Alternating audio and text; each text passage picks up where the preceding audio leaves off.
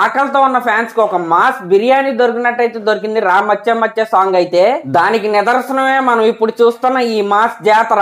అసలు ఈ సాంగ్ కి రెస్పాన్స్ అయితే మామూలుగా లేదు. విత్ ఇన్ నో టైమ్ లో 3 రోజుల్లోనే 15 మిలియన్ వ్యూస్ అయితే ఈ సాంగ్ అయితే దాటేసింది. అసలు యూట్యూబ్ ఓపెన్ చేసిన, ఇన్స్టాగ్రామ్ ఓపెన్ చేసిన రీల్స్ వస్తున్నాయండి, డాన్స్ వేస్తున్నారు, ఇరక్కొట్టేస్తున్నారు అంతే. సేమ్ ఆ సాంగ్ లో రామ్ చరణ్ గారు ఎలాంటి కాస్ట్యూమ్స్ అయితే వేసుకున్నారో అదే ఫార్మల్స్ అయితే వేసుకుని అసలు ఒక్కొక్కరు దాంట్లో ఉన్న స్టెప్సే కాకుండా వాళ్ళ క్రియేటివిటీని అయితే బయట పెట్టి డాన్స్ వేస్తా ఉంటే చూడడానికి అయితే ఎంత చూడముచ్చటగా ఉందో.